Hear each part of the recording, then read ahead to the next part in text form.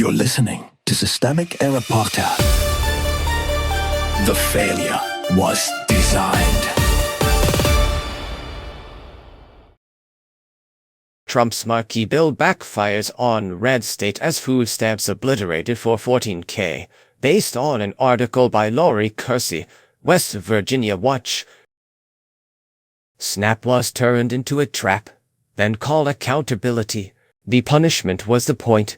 In West Virginia, the new SNAP regime is doing exactly what its architects intended, narrowing access, forcing compliance theater, and pushing costs downward onto states and upward onto poor people. Lilly Hall now spends 10 days a month doing unpaid labor at Delbarton Town Hall just to keep food assistance flowing. Helen Comer, after years of caregiving and then serious illness, lost her benefit for not fitting a work box. These are not edge cases. They are what happens when policy is designed to treat need as a moral failure. Work in a town with no work. The Republican-backed One Big Beautiful Bill Act expanded SNAP work requirements from age 54 to 64 and strict exceptions for homelessness, veteran status, and foster youth under 25. That is not policy refinement. It is a deliberate tightening of the vise. Delbarton has 422 people and few job opportunities.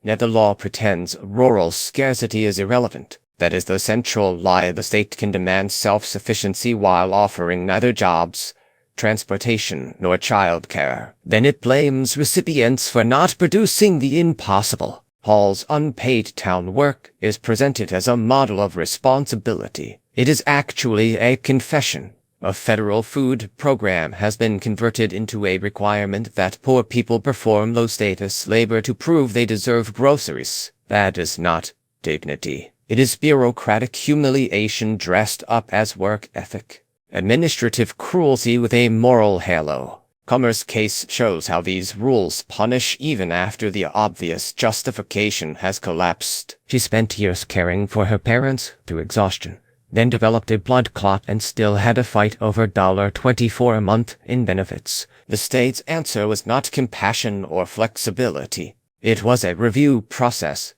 income paperwork, and a quiet expectation that she should exhaust herself again to keep a tiny benefit alive. This is how modern punitive policy works. It does not need to announce cruelty. It just builds a maze so exhausting that many people give up. Comer did. That outcome is not accidental. It is a feature of systems that are meant to ration help through friction. The real fraud is political. The article briefly notes that payment errors are different from intentional fraud, but the politics around them are already muddying that distinction. West Virginia officials are scrambling to drive down an error rate that could trigger about $27 million in state costs beginning in fiscal year 2020.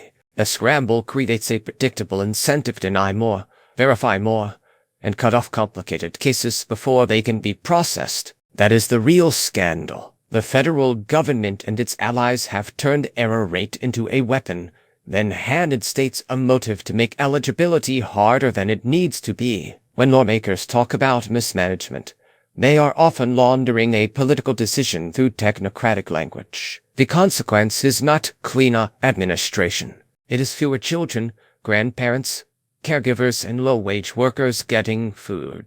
West Virginia is not the problem.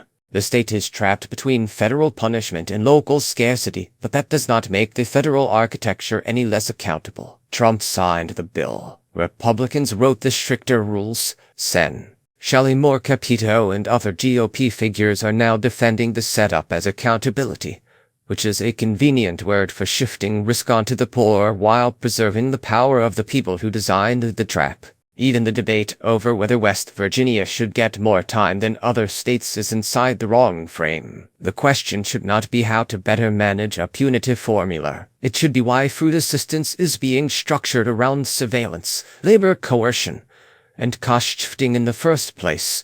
What this story really shows: SNAP is being pushed away from a guarantee of food and toward a disciplinary system that sorts the deserving from the disposable. The story's human details matter because they expose the lie at the center of the policy. People are not failing to participate in work. The system is failing to recognize care, illness, age, scarcity, and exhaustion as real conditions of life. That failure is political, not accidental. It is what happens when governing coalitions decide that poor people should be managed, not supported, and then call the result reform.